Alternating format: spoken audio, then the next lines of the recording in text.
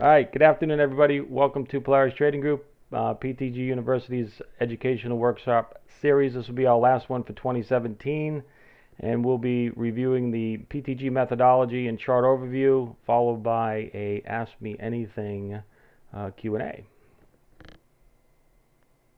All right, so before we get to the charts and the questions and answers, you've seen this before. Disclaimers require that the CFTC Rule 441 is displayed. Hypothetical and simulated performance results have many inherent limitations, and trading in futures and options and derivatives on futures is speculative in nature and involves substantial risk of loss. Past performance is not indicative of future results. Okay, some of the topics that we'll be talking about today here in our last overview will be we'll cover the charts, the format of the charts of how we start our tops down to the most granular order flow level, volume profile analysis, some price structure. We'll talk a little bit about 3-day cycle, opening range strategy, which we go over every day, and a couple of the setups that we look for. And again, this will be more of an overview of them rather than the details. Details are all located in the members area. Videos series, but the bull and bear stacker setup, which is a trend changing setup, premium and discounts, which is our core CCI crossover strategy, and the ATR aligns with our breakpoint shift. With that shift, we'll be looking for the first primary pullback to it. All right, and that is the general outline. Let's get to the charts and we'll get started. All right, so everybody should be seeing these sets of charts. Now, the three contracts that we primarily trade here are crude oil, which is on the left-hand window, S&P 500, ES, E-mini, middle window, and the NASDAQ 100 on the NQ on the right side window. Okay, so what you'll see on every single one of these windows is the same format. We start from the larger picture profile daily charts. For those of you that are familiar with profile analysis, we look for high volume nodes, points of control, value areas, high lows on a daily basis and multi-day basis. Okay, we can get much more detailed about profile, and that would take an entire workshop in and of itself. But suffice to say that we always start from the bigger picture, right, as most people do. No change there from anybody else. And we want to see where primary inflection points are, where there's overlapping, whether there's a trending condition on a day-over-day-over basis. When there's pullbacks, where we'd be more likely to find renewed buying interest, right? Again, another word for support. But where would we find renewed buying interest, where sellers would more likely enter the market, all right, based upon past history. All right, so profiling is a great way of displaying volume and price action distribution, all right, in a nice compact way, very clean look. So that's the first place that we start. Okay, now as we continue on, I'm going to just flip each of these charts, and you'll see that on each level, okay, they're the exact same charts. So the analysis that we provide is the exact same analysis. So whether you're trading crude oil or any other instrument, the way we conduct the analysis is the same. So we're going to talk more about concepts here in what we do, and then drill it down into more specifics. But the details of everything we do, as I said, is outlined in the members area, all right, in the specific workshops on those individual topics. But generally, in this particular view, this is a view that provides both a 24-hour overnight Globex session and the cash session. So what you're seeing basically here is, say on crude oil to the left, this will be the overnight session, and this will be the cash session that begins at 9 a.m. for crude oil, 9:30 for the other indexes. And so we have basically a kind of an overnight view from the day before, and then as we enter into the morning period. All right. What's kind of neat on this is you can take any of these profiles and merge them. All right, and it will give you a total view of, say, crude oil here on the left. For today is simply you would merge the overnight profile and merge it with the cash session profile, and as you can see, that changes the entire shape of the profile. And so that's a combination of both the overnight and the cash session. And then you can do the same thing as you can merge prior days together, and then you can build out your profiles over a multi-day period. And again, as you do that, the picture changes in terms of, as you're adding more data, the larger picture becomes much clearer. What may be a little confusing on an intraday basis becomes a little bit more clearer when you're starting to look at something on a larger perspective. So again, you can do the same thing here in the S&P and so forth. All right, and you can then see how how the day kind of unfolded here. It looks almost looks as though today we had a bit of a double distribution in time. Okay, so we have the lettering here, the 30-minute lettering periods, and then we have the volume. But on the volume profile, all right, this looks more of what's called a B-shaped profile. Okay, it's kind of like an inverted B or reversed B. All right, which simply means that longs, okay, in this case, this is the opposite of a P-shaped profile. A P-shaped profile suggests that shorts are trapped and shorts are being forced to cover into long-term sellers. These are a B-shaped profile is just opposite. Longs are trapped or being forced out into long-term buyers. Okay, and it forms kind of the pattern as you see down below. All right, you can also split the profiles. All right, to get a little bit more of a kind of individual 30-minute period viewpoint. Okay, so there's a lot of different things you can do here. Again, with the profiles that offer the user. Again, it's all about gaining perspective. Where the upper and lower value areas, where inflection points may come. So you can see here, there's inflection point there, and in the cash session period, looks like I period high. All right, and then you have a breakdown from the overnight around that 89 today, and that was the overnight support point. All right, and things have broken down since then, and then they rallied back up to the breakdown point. Very common. All right, so again, offers an opportunity to view price action from a certain perspective. Okay, and then we can use that as we drill down deeper and deeper into the various signals. All right, from the dual session profile, overnight and cash session, we simply begin to drill down into the 60-minute charts.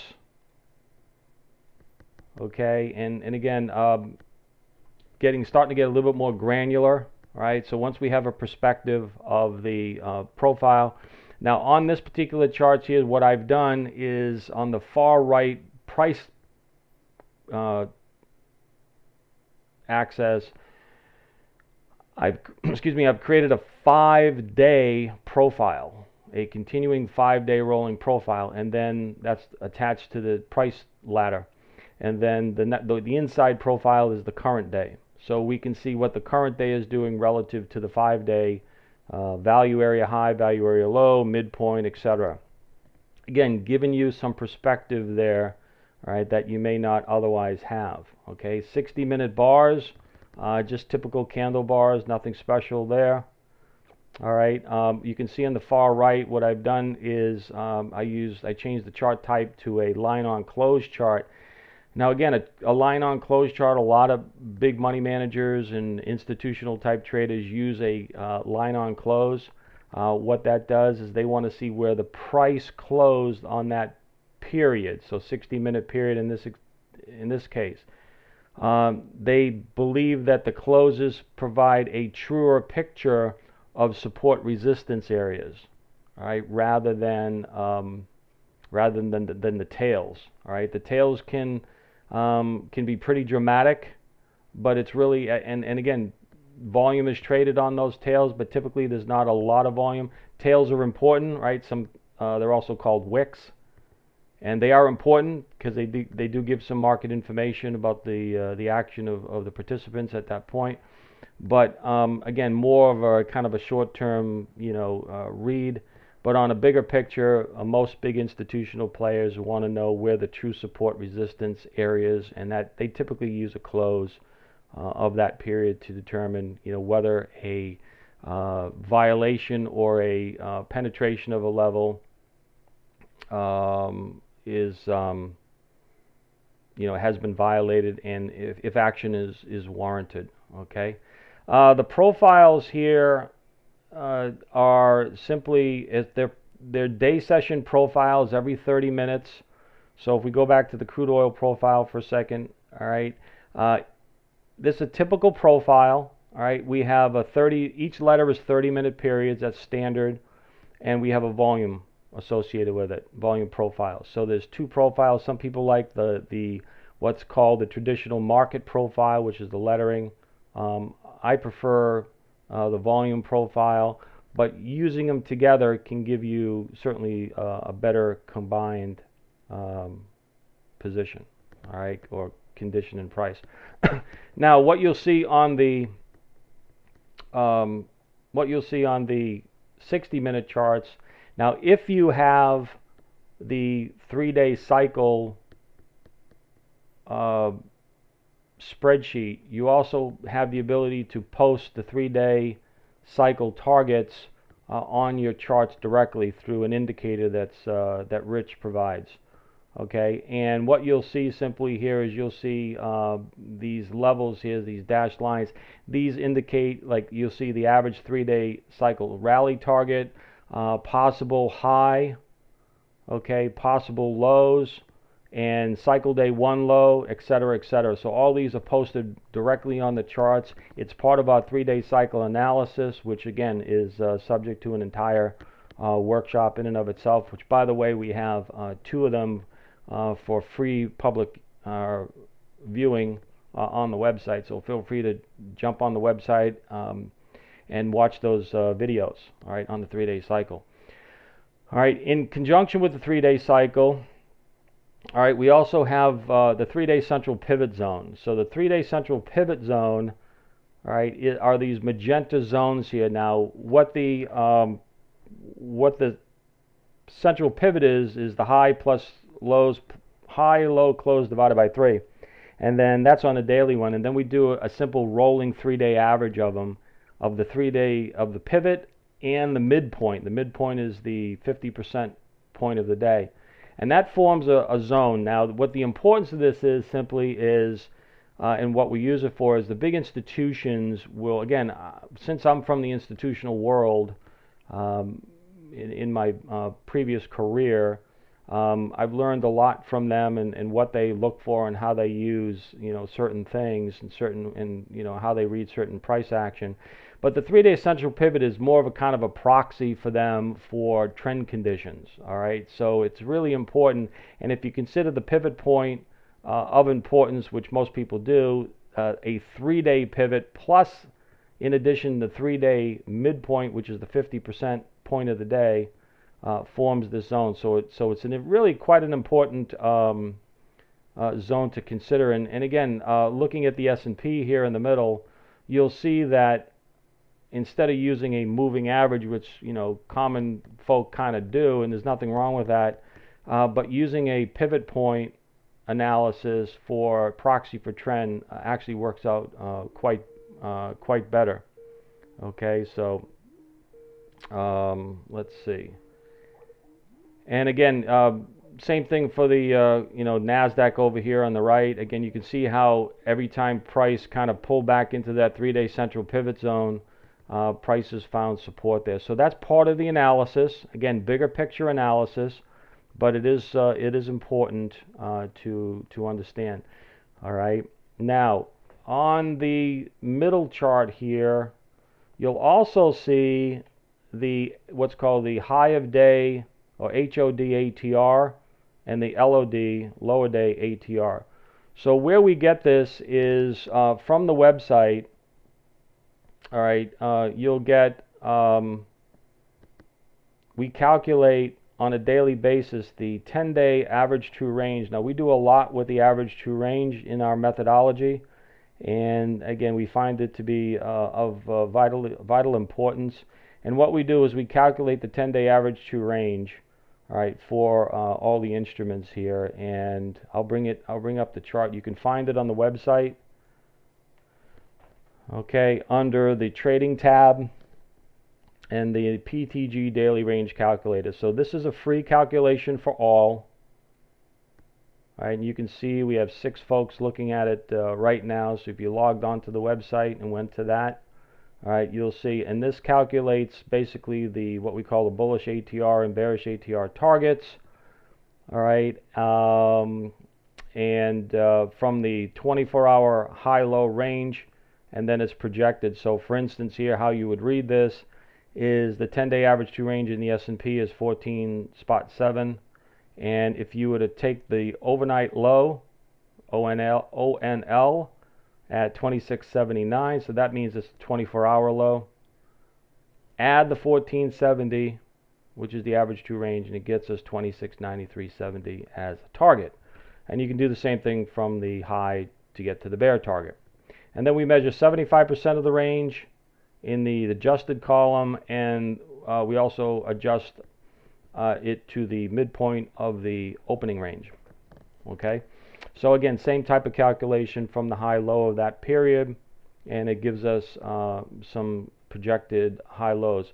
We can then just simply plot those. We have an indicator here that takes that information off that website, plots them on the charts, and again provides us some visual information that we would perhaps have to go back into the spreadsheets to try to find. And again, we all know while we're trading, we want to do at least amount of calculations as possible. We want to stay trading in the moment, in the analysis, but understanding what levels mean, and what understanding how far price has gone. Now, typically, price, there's a saying out there that in the institutional world that price action wants to satisfy the range. And members have heard me say this over and over again. Price wants to satisfy the range. In other words, price many times and quite often goes from the high of a range or the edge of a range to the opposite edge of a range. So you can see here the 16 or so handle average, 10-day average true range measured here, which is what's called the 100% of the range, from the high around 93, 94 all the way down to 80s. There was a little overshoot there, but again, on a closing basis, keep that in mind, closing basis, all right, the price basically traded within the context of the 16 handle range. So that's what's called satisfying the range. Once the range has been satisfied, okay, the opposite party, so if this, as today showed, sellers took control early, drove price down. Once price drove down to the average range value of 16 points off the high, the sellers basically stopped and buyers came back in. Okay, so this happens quite a bit. It's extremely important, though, to understand where the range edges are.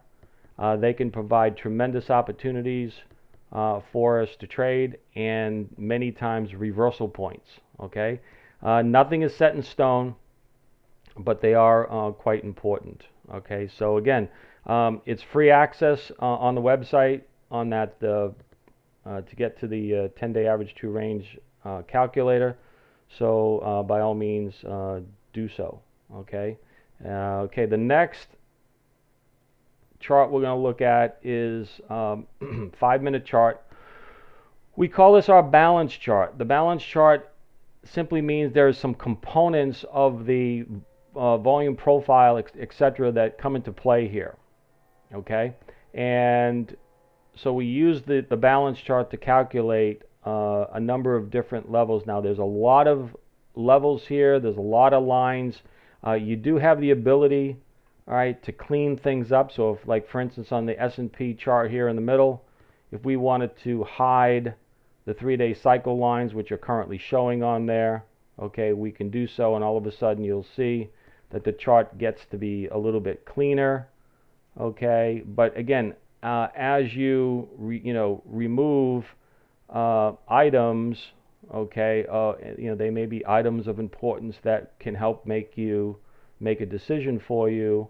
All right, so it's important that at least you understand the components of it. Now we have videos on the website that outline the balance chart, 5-minute balance chart, and it goes into all the details of each of the levels and what they mean, okay, and how they're used. So again, a lot of information that beyond today's presentation, but more of an overview. All right, this is important. Again, even though there's a lot of layers here, think of it as learning each component slowly in and of itself, what it means, what it's used for, and then we can slowly combine that into into a game plan and your particular trade plan in how you're going to use it. There's a lot of different components to the method. Not every part of the method is going to resonate equally with everybody. So there's definitely something that is useful in the method and what we track for everyone, but just not equally, perhaps. Okay. So here, you'll see like we'll see like the opening range. Okay, we'll get to the opening range chart in a moment, and we'll talk about that a little bit more in detail. But you'll see here cash opening. Okay, and then you also in terms of the S&P, we track a 5-minute opening range, whereas on the NQ we track a 3-minute, and if you were going to do the same thing on the crude oil, it would be a 5-minute. Okay, so once we get the first 5-minute bar, right, it creates a opening range high-low. We take a measurement of not only the high-low but the midpoint of that, and then we conduct our opening range targets, which will in the next chart sequence we'll discuss that in detail. All right, another range that's important is the first hourly range, which is also referred to as the initial balance. It is a market profile type term, and the initial balance simply is the first hourly high-low, and you can see here on our charts it's marked IB low, so it stands for initial balance, IB low, and there's one up here at the IB high, and then the IBMP, which stands for initial balance midpoint. That's the 50% point.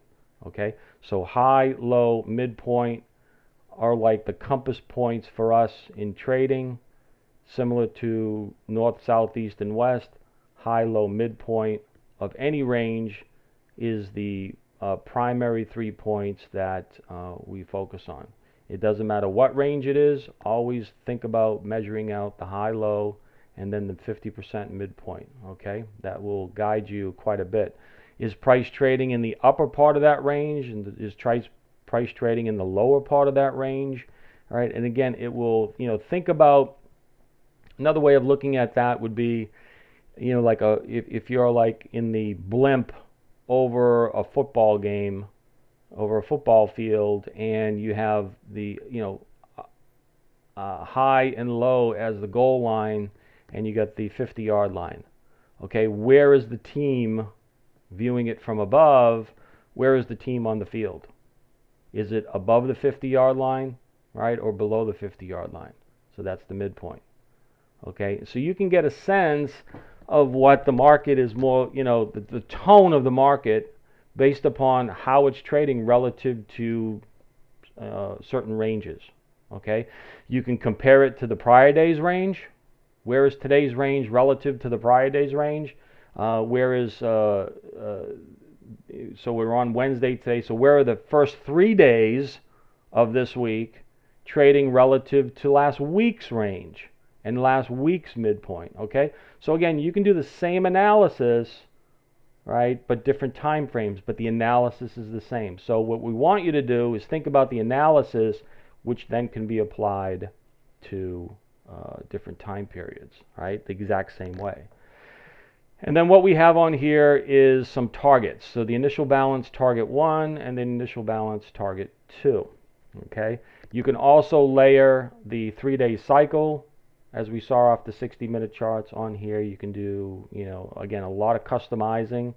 But at its core value, you see the volume trend, and you'll see the upper value area here, and you'll see the lower value area, and then what you'll see what are called colorful terms, Jimmy 2 times, which is 2 standard deviations, and 3 times Charlie, which we refer to as 3 standard deviations, all right, away from the point of control or the volume weighted average price, all right. And again, those are market profile terms, and we track that as well on our 5-minute chart. Okay, over here on the right hand side, just a little different view.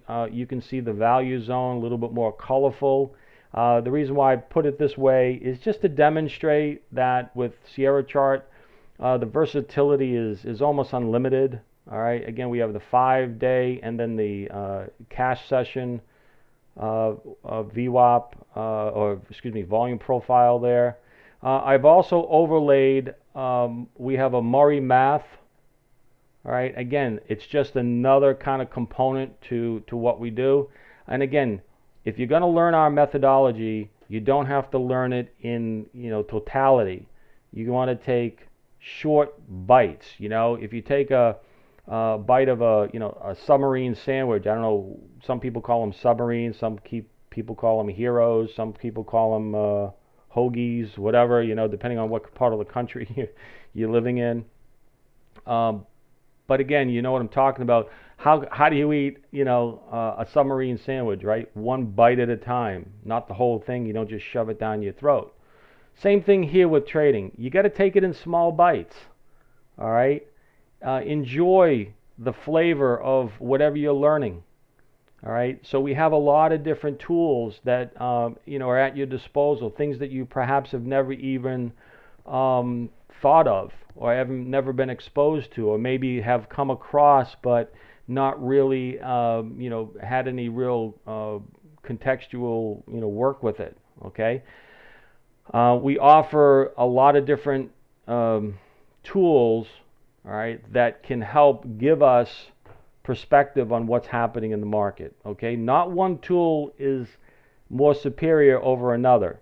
The design here, everybody, is to give you a good, solid perspective. Now, what I've done with our methodologies, I believe I've taken some of the best features of what most professional traders out there use, all right, and I've combined them and I've blended them here within our methodology.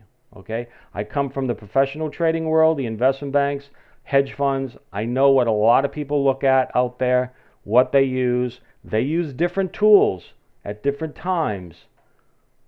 All right, so it's good to know what others are using and have some knowledge about it. All right, and again, it helps make you a more well-rounded trader. That's what I'm trying to do as well here for our members. Okay, so that's the 5-minute chart. Okay, let's go into, and I'm just going to use a opening range, on the S&P or something. Again, the concept is pretty much just simply going to be the same. It's not going to be anything different on instrument to instrument. Okay. Again, what we use here is a 5-minute chart. Again, on the Nasdaq, we use a 3-minute chart. Okay, and on the crude oil, we use a 5. So again, what we do is after that first 5-minute bar, okay, gets closes. All right, the software automatically paints the midpoint. All right, the high-low range, and then it generates targets. Okay, and again, these targets are predetermined, but again, we can, these are user adjustable, and they're based upon percentages of the opening range that we find that the market tends to achieve quite readily. All right, so in this case here, okay, the market gapped up and then reversed on the opening. The short trigger here was a break of the opening range low. That was the short trigger. All right, the stop went above the prior high, opening range high. And then you have some target levels here indicated by the dashed lines.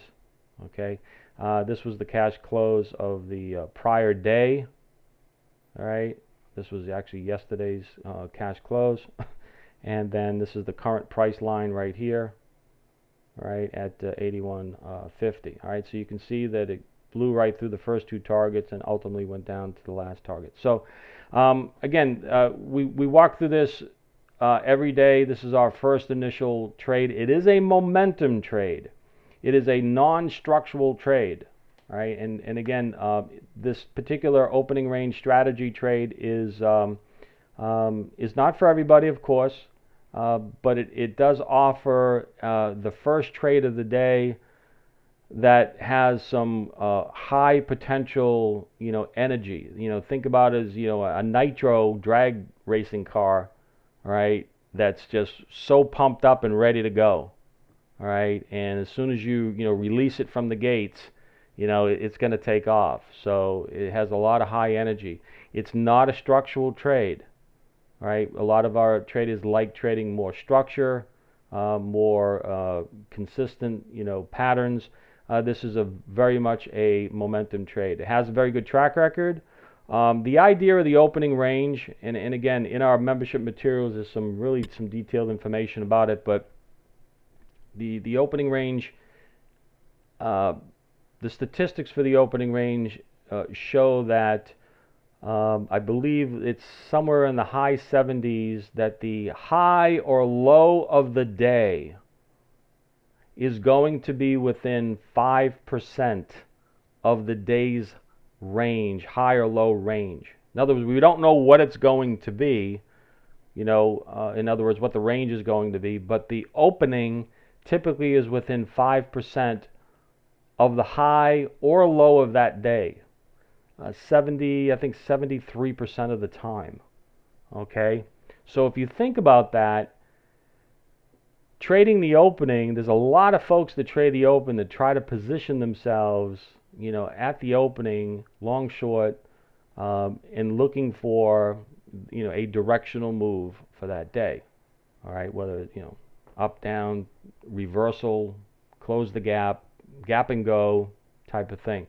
So for that reason, there's a lot of pent-up supply and demand going on, and it's unleashed, if you will, during the opening sequence.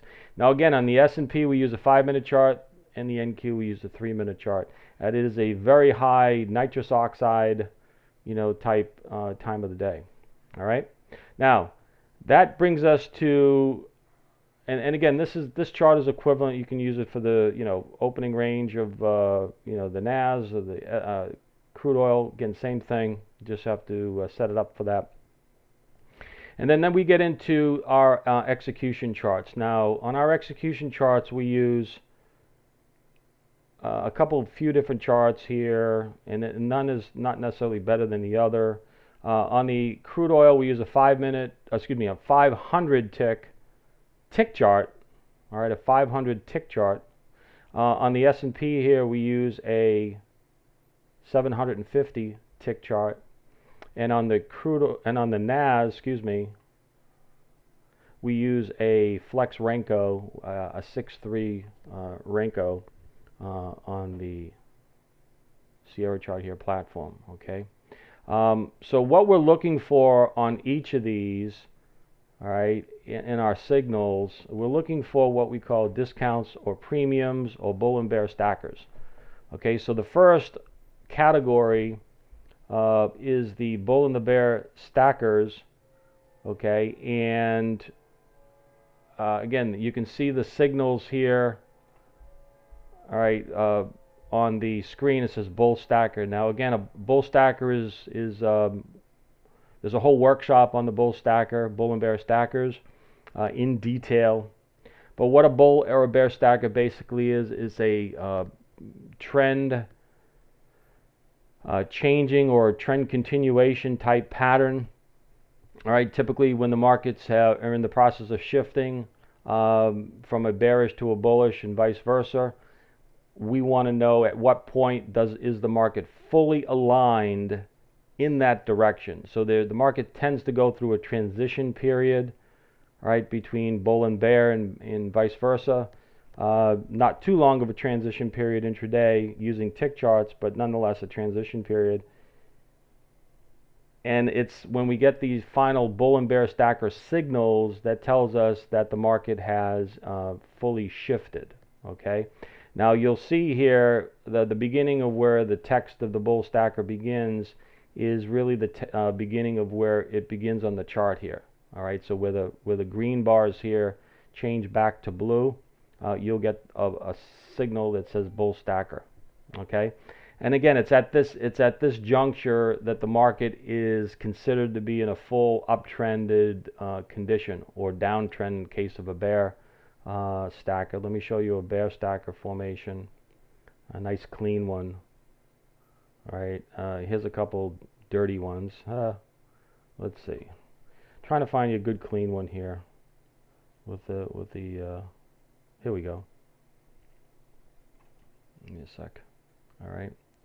So here would be a situation where the price here was in kind of this kind of a corrective bounce condition. Okay, and then we got ATR shifts, the average true range line shifts, right, which is, by the way, this is also part of our trade setups. And again, just to kind of combine everything that I'm gonna combine a few concepts here, since this is a pretty good example. We have the ATRs, which is our average true range lines.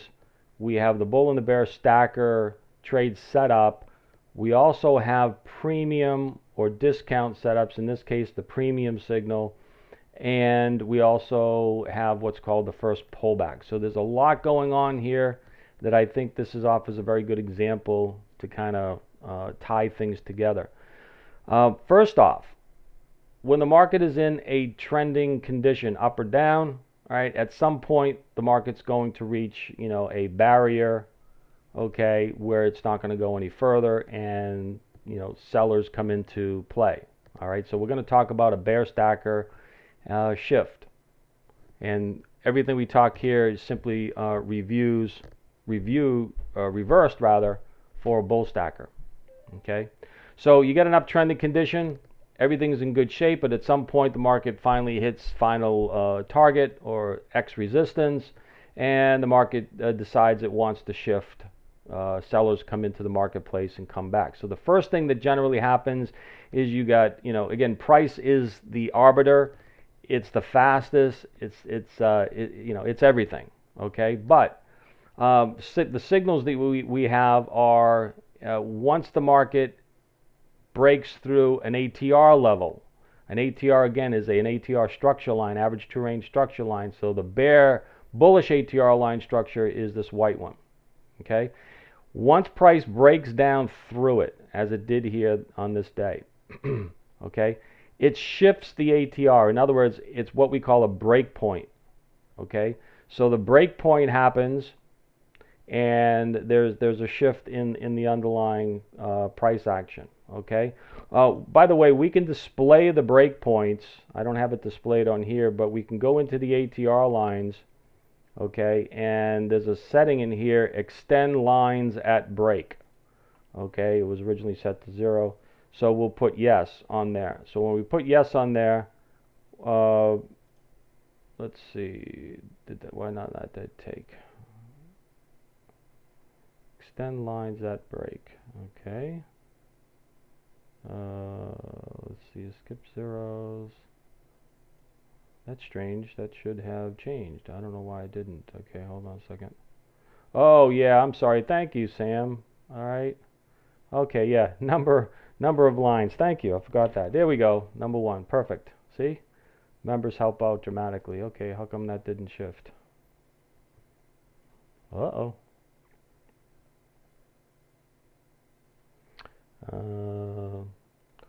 Let's see. Let's do this. Let's remove this. Okay, let's add another one. Could be that I just needed to add a new one here on this particular chart.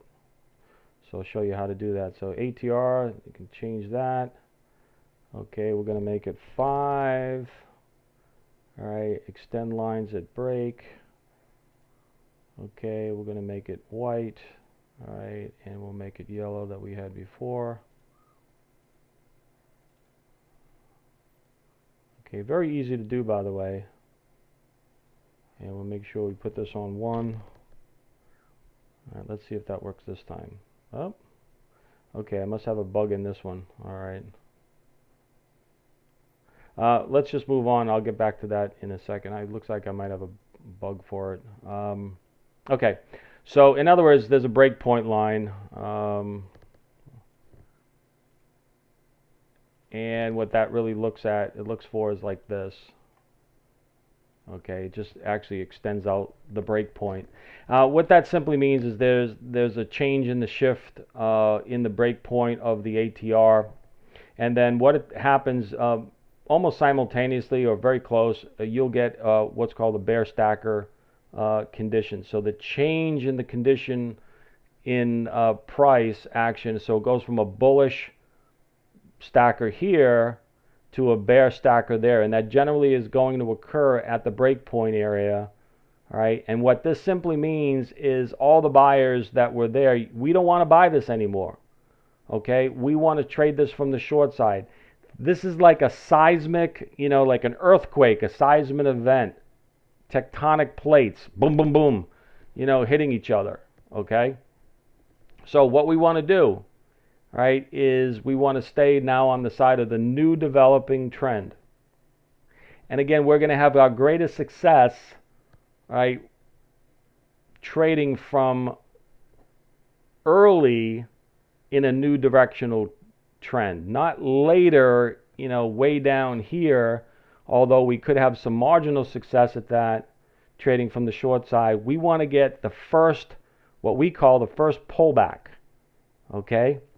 Following a trend direction shift, an ATR shift, and a fair value zone shift. Now the fair value zone, as you see here, these are moving average lines. They're with an equidistant lines in between to show visually the flow of the river. So if you think of this as the river's current, which we describe with our members quite a bit, the change in the direction of the river, right, obviously was from up to down, and there's a strong flow to it. You don't want to go against that flow. You want to embrace that flow. You want to go with that flow.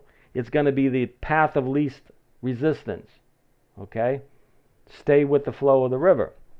So with that first pullback, many times what you'll find is you'll see the initial price move, which shifts everything.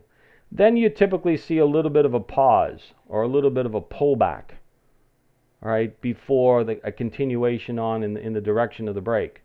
This constitutes then our first pullback, and there will be times where we'll get a premium signal. Now a premium is a short signal, short sell, and again detailed as part of our CCI crossover system, and we're looking for that type signal. Now that may or may not occur associated with a shift. Does not have to occur with a shift, but there are times where it will, and in this example it shows it. Okay, so what we're looking to do simply is to get on board that particular signal using our entry method we call the right side pivot rule, right? And typically we're going to get in as the sellers start coming back. So after the retracement has run its course, and notice that the price just kind of comes into that fair value zone. Now again, if you think about the concept of a flowing river, right, and you think about the bars as a boat with no engine, just oars, okay, that you got to manually, oar in the water, well, the flow of the river is going to be a lot stronger than you can row against it. So as a result, once price action encounters that strong flow of the river, right, it's more likely going to be swept away with that flow. Okay, very important that you understand that, because in the early goings, in the early part of a shift, of a new directional move, the energy is enormous. Right? If you think about, what do I mean by energy? If you think about the longs that were, stuck here, they have to become sellers. And now they're being forced to sell. So there's a lot of energy there.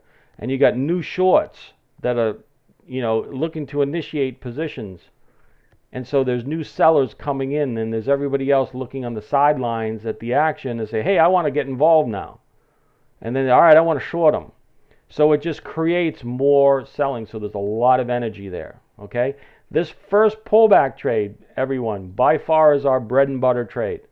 It comes with a combination of a bull or a bear stacker, ATR shift, as well as the fair value zone shift, and the way the pattern develops itself. It may or may not have a premium or a discount associated with it. All right? If it does, great. If it doesn't, does not disqualify it.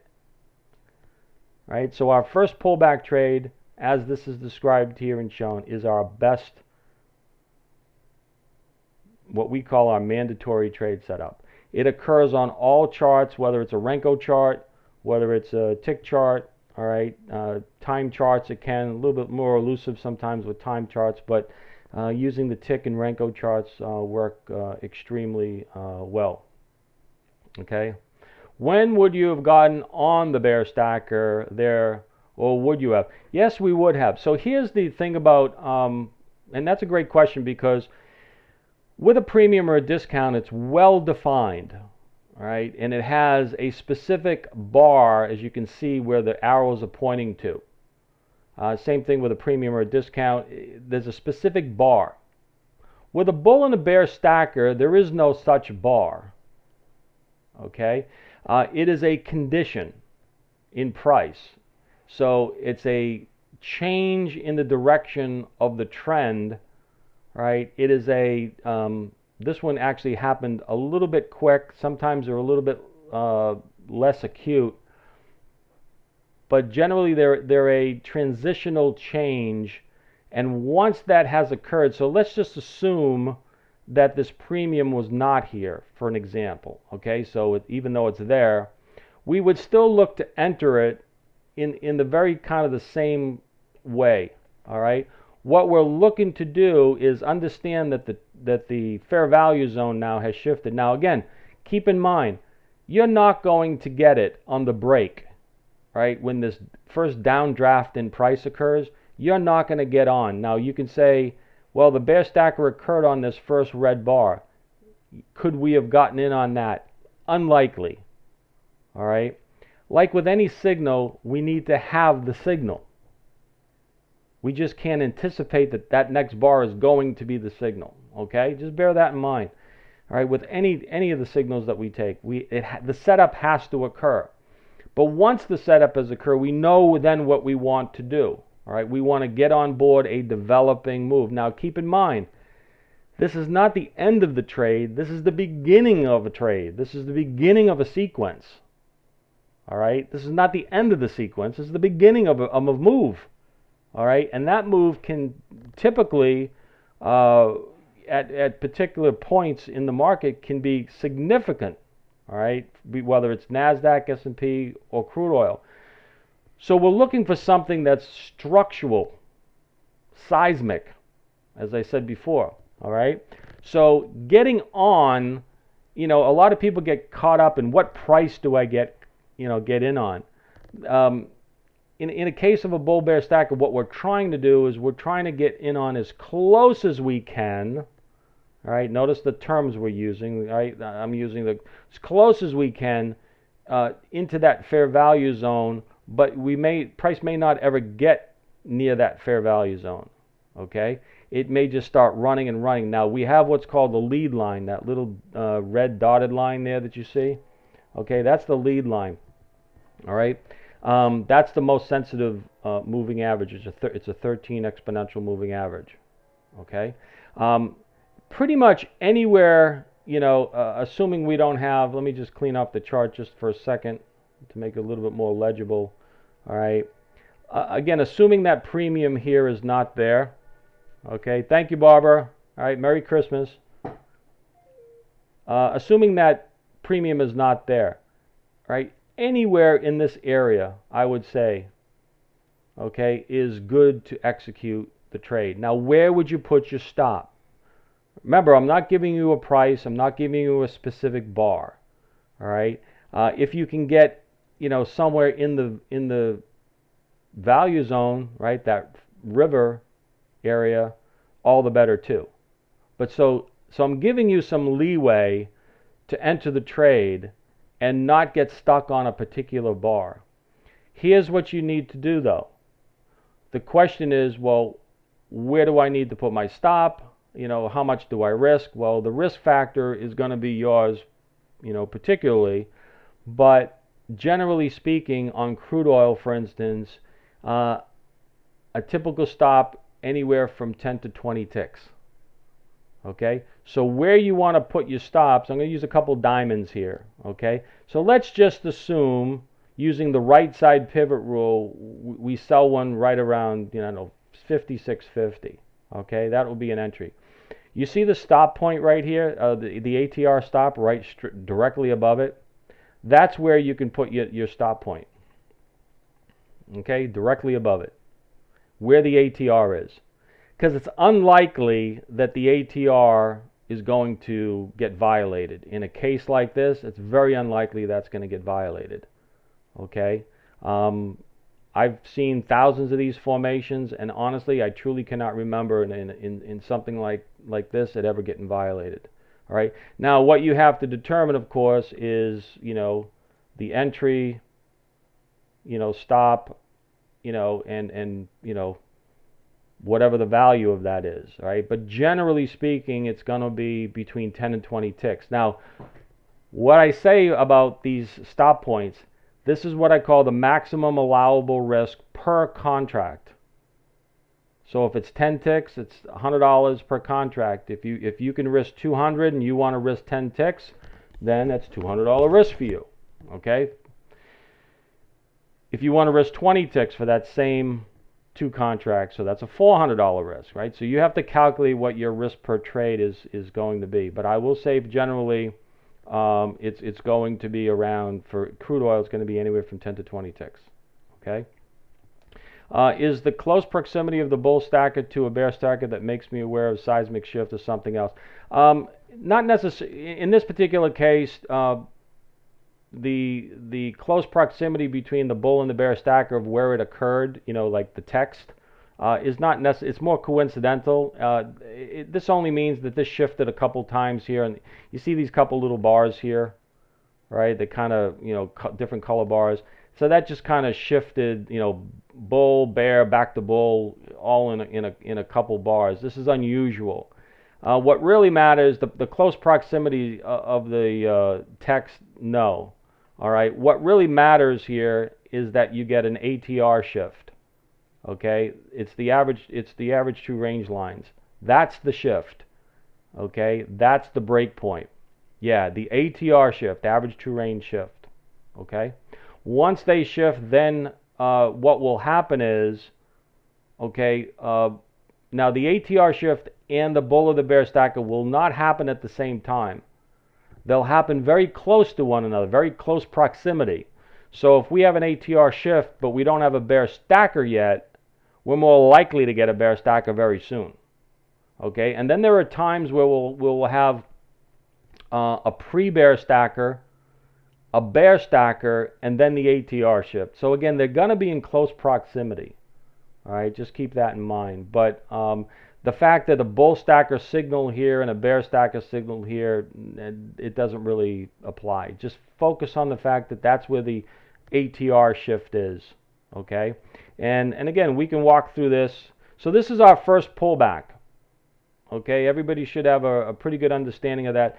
Again, the details of it, even more so than I'm explaining here, are part of the membership. Okay, now what we can do here is let's just kind of quickly move forward, all right, and look at the shift. All right, so let's look at the anatomy of a bull stacker shift, right? So what do we get?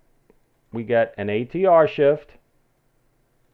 There you go. There's your ATR shift, right, from bearish to bullish. Okay. In this case, you'll see that the color bars that you see, which is also called our trender, shift from red to you can see a little dark red there, then a brighter blue color, and then the dark blue color. Okay, that's the transition that I was talking about. All right, there's usually a little bit of a transition.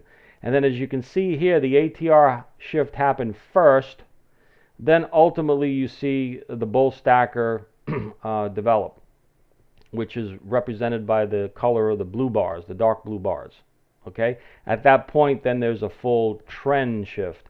But while it's transitioning, all right, in this area right here, there is a little bit greater opportunity perhaps for those that are a little bit more aggressive in their trading styles. Instead of waiting for the pullback over here, all right, for the discount, all right, you can, on a what we call a pre-bull stacker shift, that's where these blue cyan colors come in. We have the ATR shift, so we know we have a structural shift that's in play. All right, the bear trend is over, the bull trend is beginning. So if you want to be a little bit more aggressive, yeah, again, you could take trades along, you know, those lines there. Or so that would be part of getting onto a what we call a stacker. Okay, remember there's no strict bar, there's just a condition. Okay, where would your stop go? Again, your max risk would be below the ATR. That's the max risk. That doesn't mean max risk is true risk. All right, that is for planning purposes. So if I'm saying generally, you know, 15 tick stop, right, $150 per contract. Well, I know I'm going to always put a 15 tick stop, and generally it's going to be right around that ATR for the most part. Again, it's very unlikely that's going to get stopped out. This is an edge that you can use. I mean, most people are afraid of taking a trade because they're afraid to get stopped out, right? Where do I put my stop? You know, they want to put it real tight. You don't want to put a stop tight. Stops are used for when the premise of the trade changes. A stop is not used, oh, I'm going to use a 4-tick stop. You use a 4-tick stop, you're going to get stopped out a zillion times a day. We don't want you to do that. A stop is designed, you want to get in the trade, and you want to let the trade, you know, the price action work for you. Okay, but you want to be on the correct side of the trade. Again, where the greatest amount of opportunity, all right, and for a reasonable risk is going to be where the market shifts. All right, and when you do that, again, even if I risked $150 here, you know, we all see what has happened. All right, and it's easy to talk about this after the fact for any educator. I'm not that type of an educator. I tell you, you know, this is what I'm looking to do, and I'm willing to risk X, but I'm looking for the shift, that seismic shift in price. Once I see that, I don't know if it's going to work or unfold as it has. I just know that this is the condition that I have known that works in the past. And I'm willing to risk X number of dollars per contract to find out. Okay? This is where we all are, everybody. This is everybody. This is where the rubber meets the road. All right, as they say. Okay? Yeah, and if you have divergence, again, that's even going to be, you know, somewhat of a stronger signal. All right? And, you know, again, not to get into the divergence aspect of it, but, you know, many of you like trading divergences. And if there's, you know, divergence into a low and then there's a shift, you know, get on board that shift. That's all I can tell you is get on board that shift. Say to yourself, hey, I'm going to I'm going to buy that. I'm going to risk $150. Let's see what happens. Just as my boss told me when I was a youngster in the business, when I asked him, do you think that trade will work? And his answer to me was, buy it and find out. Okay? So all I can tell you is, buy it and find out. I'm guiding everybody to the best areas that I know offer the greatest potential. I just cannot eliminate risk. I can help you reduce your risk. Okay? I can help you reduce your risk. This is what we do every day here. All right, this is how we trade. I don't care if the prices go up, down, sideways. It doesn't matter to me. But I am looking for these scenarios. All right? And, if you think about it, the shift that's occurring, what happened to the sellers? The long sellers previously, right, were forced out, and they sold them all the way down to the low, whatever that low is. The short sellers that were pressing all the way down into that low, they still have open positions. The longs that were forced out, they don't have any open positions anymore. Their positions are closed. Okay? Not only are they closed, they're licking their wounds, and they're not in any mood to go buy it again. The shorts, on the other hand, are feeling pretty good at the moment, but now there's a shift happening. Now they're starting to get a little queasy. You got everybody else on the sidelines that are waiting for an opportunity to get on board, such as ourselves, and now we see the opportunity, and now we take action. We're jumping in on the long side. So our longs, we're looking to establish new longs. Shorts, they're going to get squeezed to some degree, and they may be pushed out, and then the prior longs, they're gone. All right? And for those people that bought them on the way down, all right, the big institutionals, they're in no rush to get rid of them.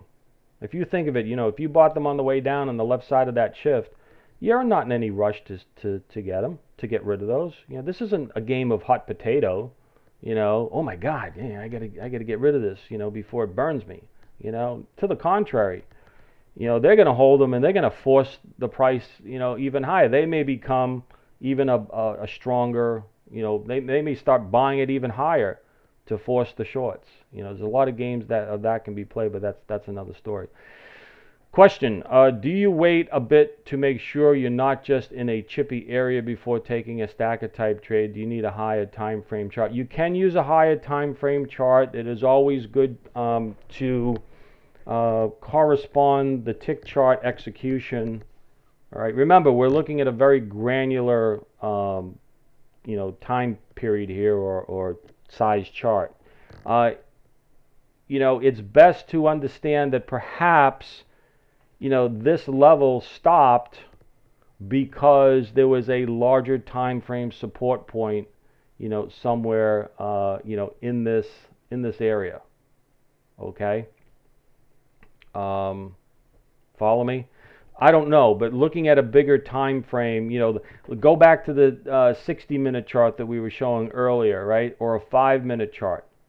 See what's happening, generally in a zone where a shift is occurring. That will help guide you to the significance of whether or not this is something more substantial, or whether it's just, like you say, is this kind of a chippy area? It's not really that significant.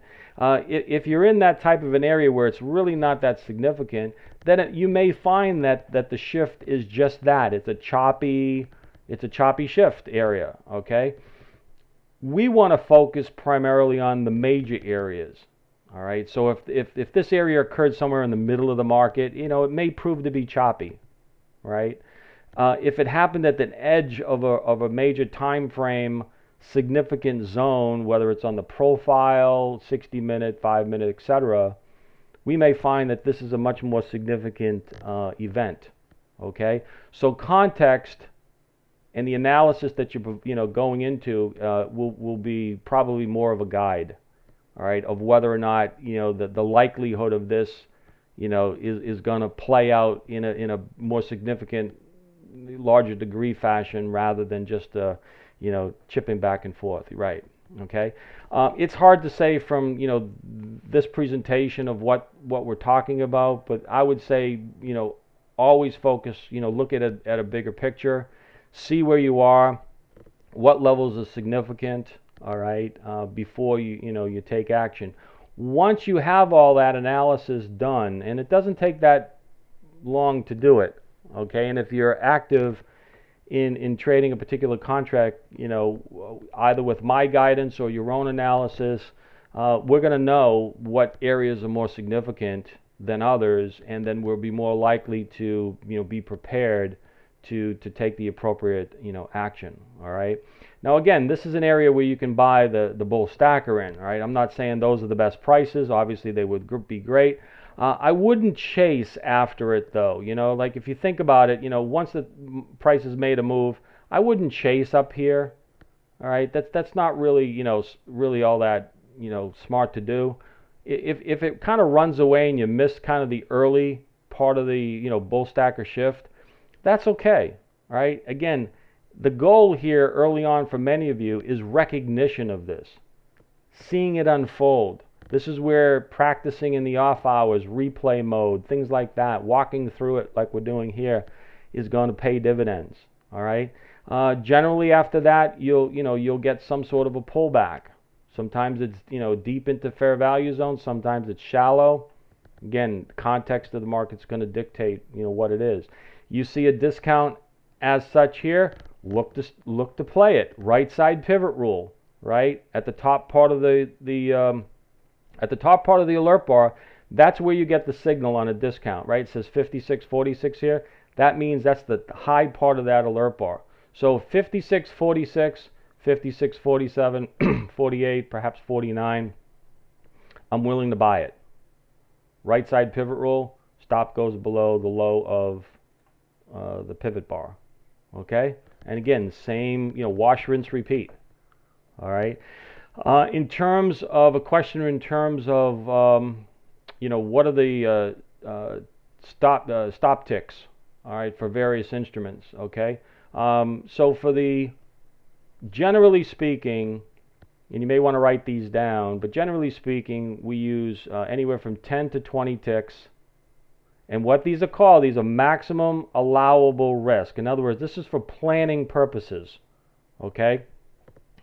If I'm going to take a trade and I know that I'm always going to say risk 15 ticks on the crude oil from my entry price, okay, the goal is to get the best possible entry price, right, given the situation, and then I'm going to have my, stop from that point. Most times the stop should be at or close to an ATR level, right, generally, maybe somewhat in or around that area. Again, it's not going to be specific here, all right? But if you say, hey, I can risk $300 a trade per trade, right, and that's what my risk assessment is going to be, right, then that means for a 15 tick stop, which is within that 10 to 20 tick parameter, all right, I can trade up to 2 contracts, okay? If you find that your stop point that needs to be at a structural point below an ATR or below a pivot exceeds, that $150, well, but you have a $300 risk, that means you can't trade 2 contracts. You can only trade 1 contract, okay? So position sizing is going to be important here. So this is for planning purposes, okay? So for the S&P, generally we're going to use 3 points, all right? So that's 12 ticks, 2 points to 3 points, so that's 8 ticks to 12 ticks maximum per contract. Usually works under these volatility conditions right now. Those work pretty well.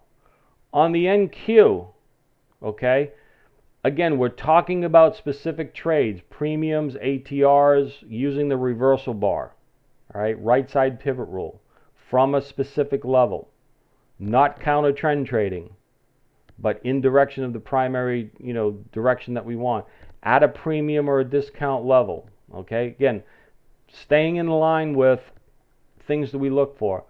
The stops typically are going to be 20 ticks to 28 ticks.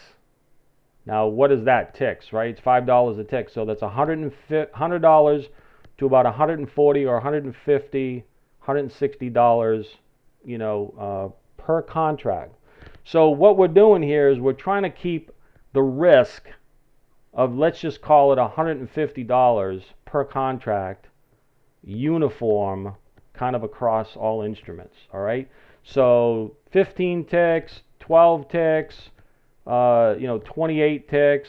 All right. What is that? 29 ticks, I guess, is $150. All right. Something like that. And again, that's not my risk parameter. Okay. I mean, what I'm saying to you here, right, is that's a kind of just a general guide. All right. You individually must determine what your risk is. If you have a large account and you want to risk more than that per trade, that's fine. All right. If you have a smaller account, generally the levels that I'm giving you are based on a single contract. So everybody should be able to handle, $150 to $200 per trade, single contract. Okay. If you can't, you may want to kind of rethink things, but I think everybody certainly can. So I don't think that's going to be an issue. But again, keep in mind the goal of stops. The goal of stops and the risk is to get stopped out when the premise of the trade, okay, is no longer valid, when it fails, when the trade fails. All right. Stops are an integral part of any management, trading program. Okay. But the goal is to choose entry points and setups where it's less likely to get stopped out. All right. Not going to get stopped out, but less likely. So when you follow our rules and where we look for trade setups and the structure of our trade setups, it's very unlikely we're going to get stopped out under those type of conditions. If we're in this, we're in the middle of nowhere, all right, and the market, price action is more random, yeah, you're going to probably get stopped out quite a bit. Or if you're trying to, pick a low down here, all right, you see this, wow, this is a significant level down here, all right, I'm going to buy them into that low. Well, you better have a large stop. I mean, not a 6 tick, not a 15 tick stop or a 12 tick stop. You better have, a 10-point stop, because who knows if that's going to, hold, right? It may hold, but who knows? Nobody knows.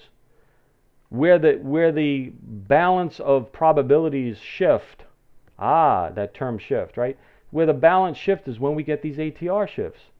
So this is more likely to hold the low and go higher when we get a shift. But until then, I have no idea.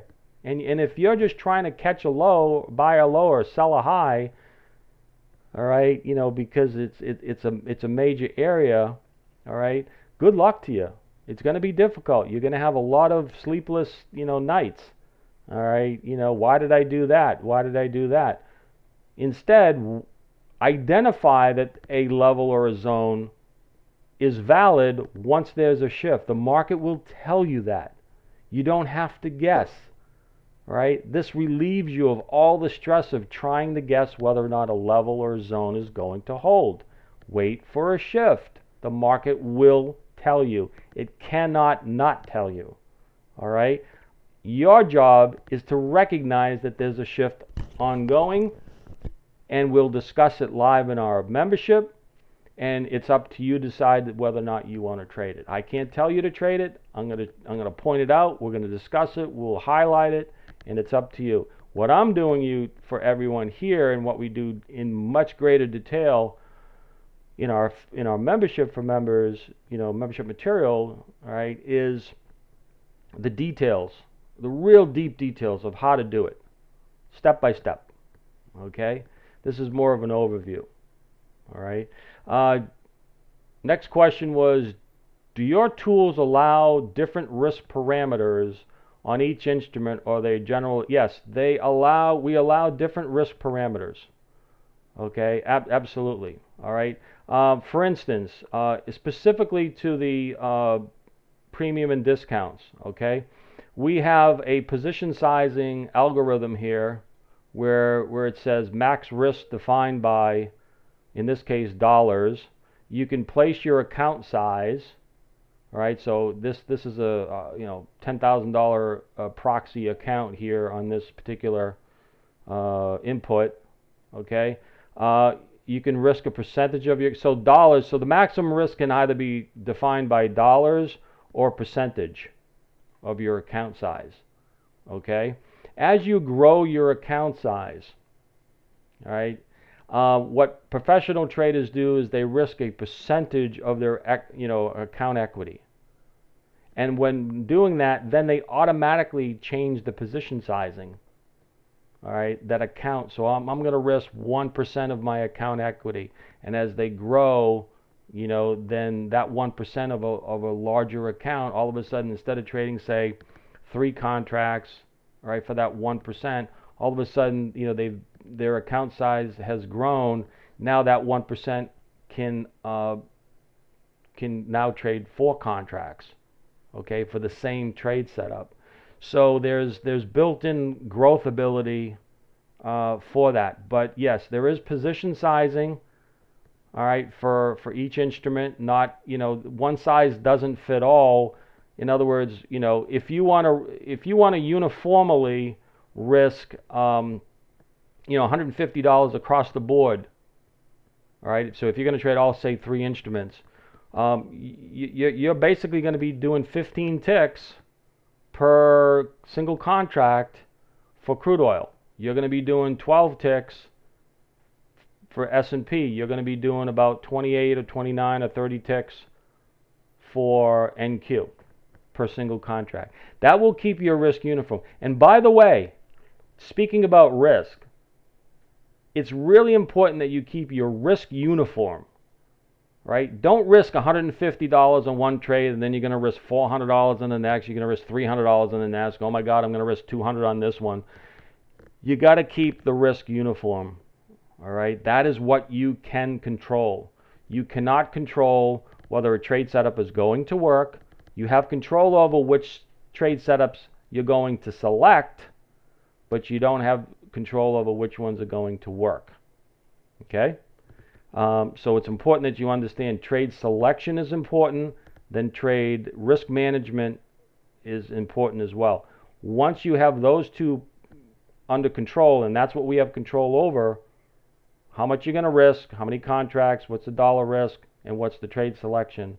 Once you're in that trade, keeping your risk uniform is vital from trade to trade.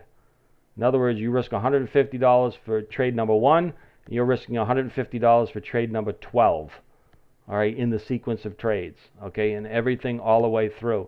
You don't risk 150 on one and 600 on the other and 100 on the other and back and forth all over the place, all right.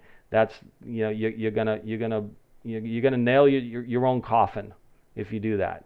Don't do it. I'm telling you. Keep it risk uniform.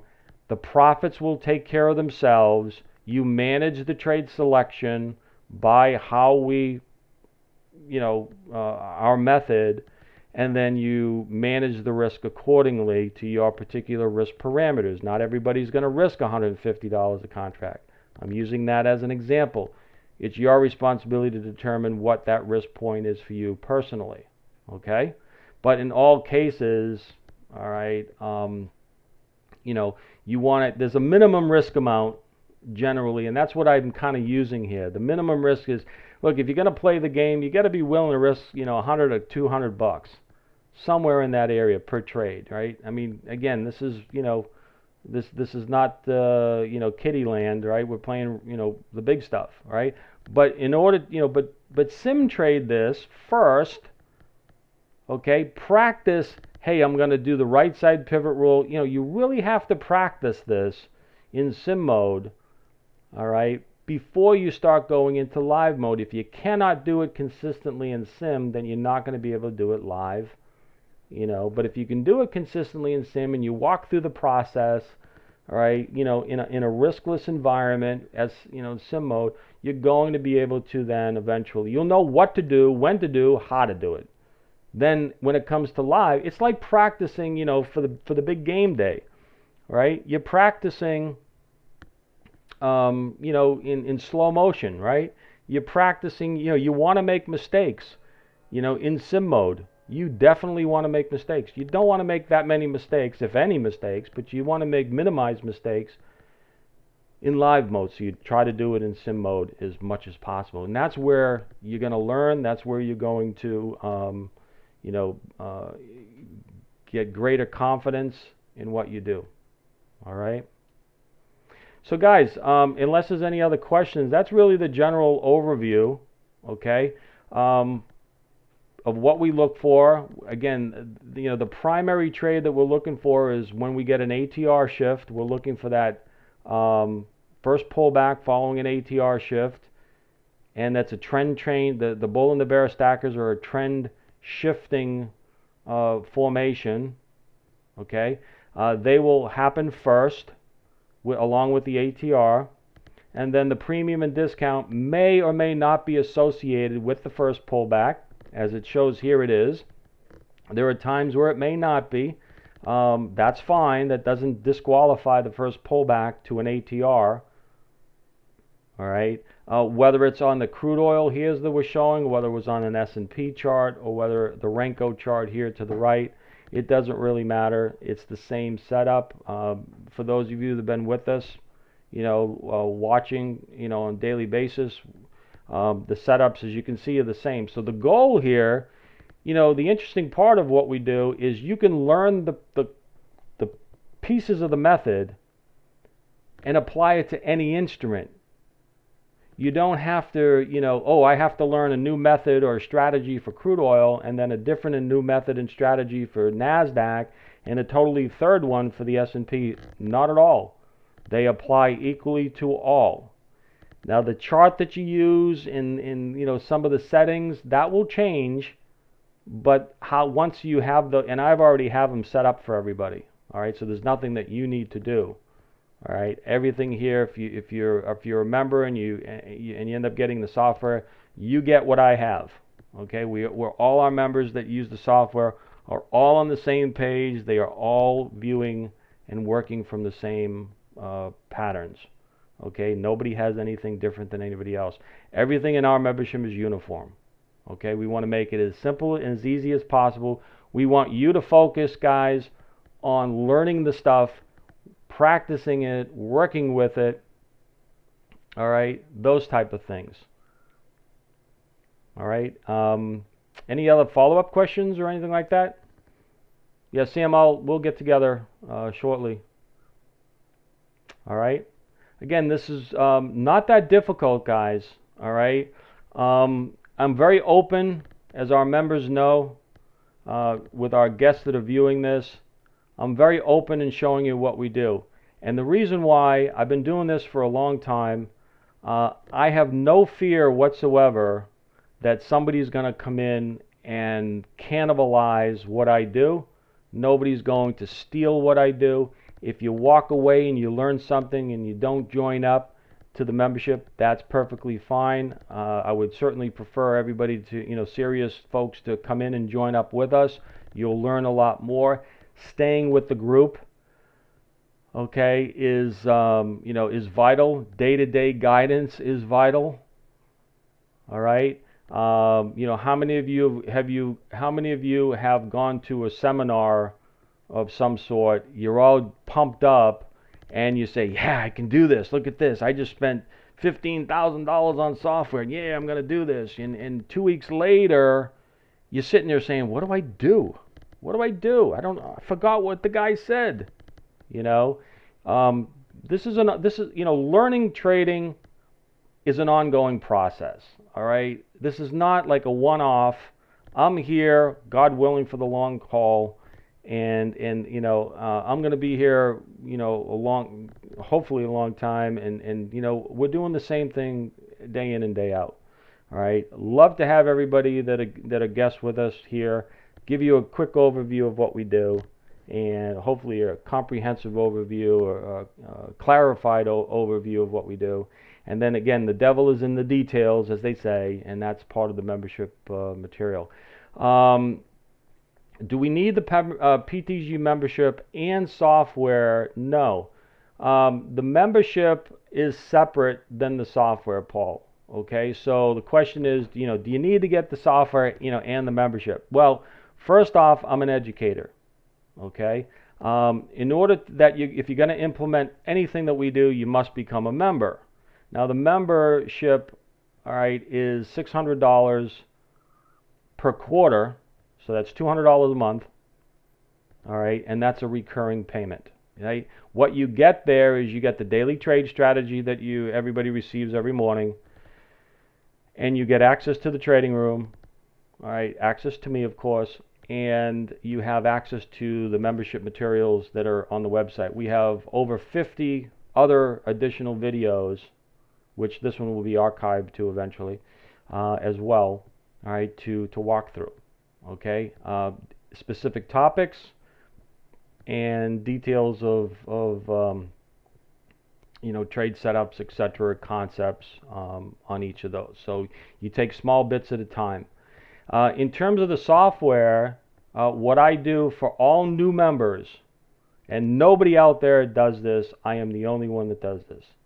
All right, I give everybody that's a new member a 30-day free trial to test drive the software. You get the exact same workspaces that I have, be it NinjaTrader or Sierra Chart.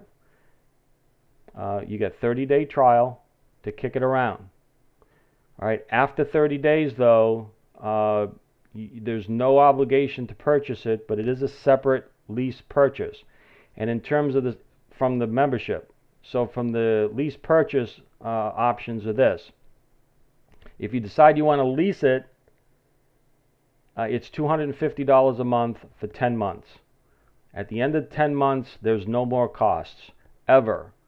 Any upgrades, changes, adjustments, anything that I do to the software as a member, there's no additional cost to you. There's no upcharges ever once you've completed your payments. Okay? If you decide that you want it after the 30 days, you want to say, look, I really want to dig in here, all right, and I want to buy the software outright and have it on my desktop. I can practice, I can do this, I can do that in the off hours. All right, there's a lot of videos in the website members area that pertain to using the software, getting the most out of the software, practicing with the software, and so forth. There's nothing really there about settings, what settings you have to do, and so forth and so on. They're all set for you. So you dig right into utility and use of the software.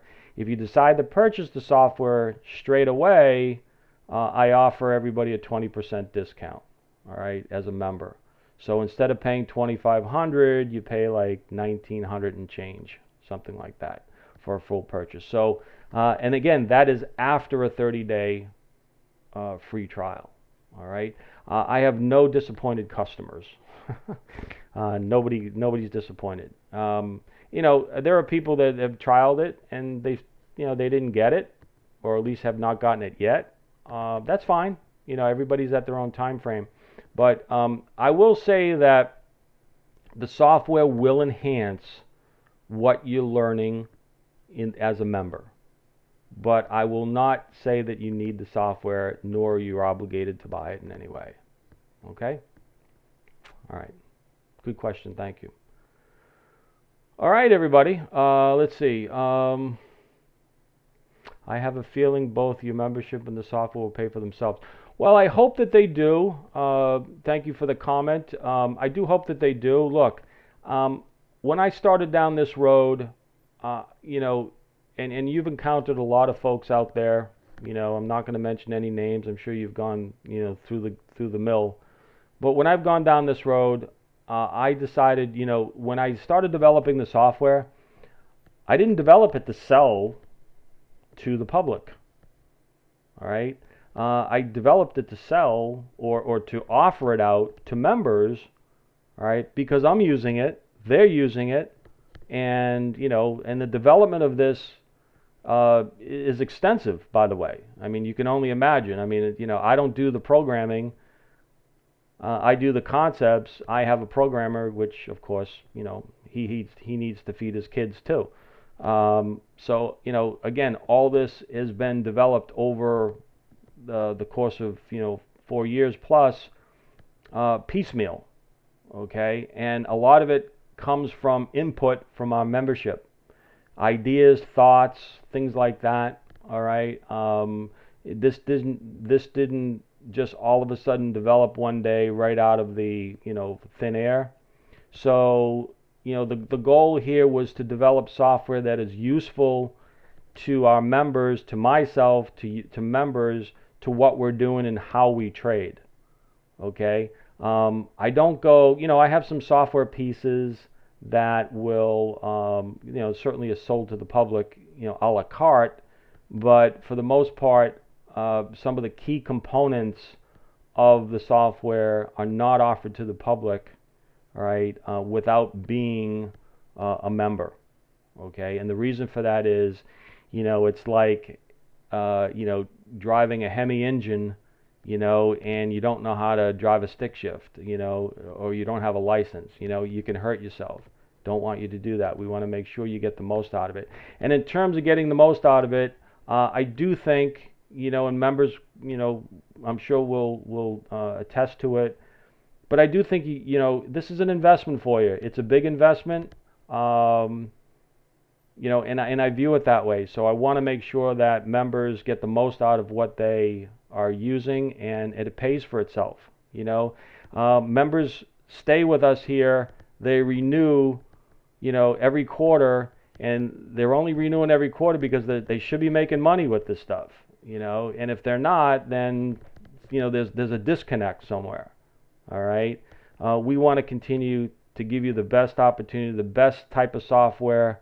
And again, it's comprehensive. There's a lot of moving parts, but if you take each part individually, slow it down, learn it, you're going to become a better, well-rounded trader. And not only that, I do think not only that will pay for itself, my opinion, but a lot of our members will, I'm sure, will concur with that. So I do think it will pay for itself, but again, you're the final judge of it, and and that's how we work it. All right. All right, guys, I've kept you 1 hour and 32 minutes.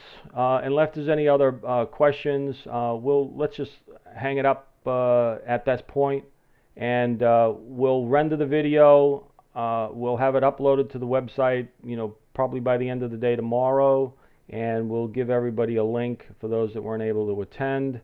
And you guys can, review it again during the holiday period. For those of you that are thinking about joining, a lot to absorb.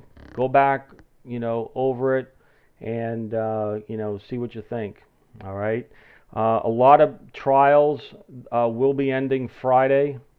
There's some holdovers that will be going into the new year, but many of you will be ending Friday. So if you have interest, if you like what you see and hear, give me a call, come on in, and we're a growing community here of serious, like-minded traders, and if you're really serious to learn, this is, I think, the best place, personally, but you're the final decision maker. All right. Again, thank you very much, guys, for attending. I really appreciate it. We shall see you tomorrow, Thursday. 2 more days left for the year. And have the great rest of your evening. Okay? Thanks, guys. We'll see you tomorrow. Bye-bye.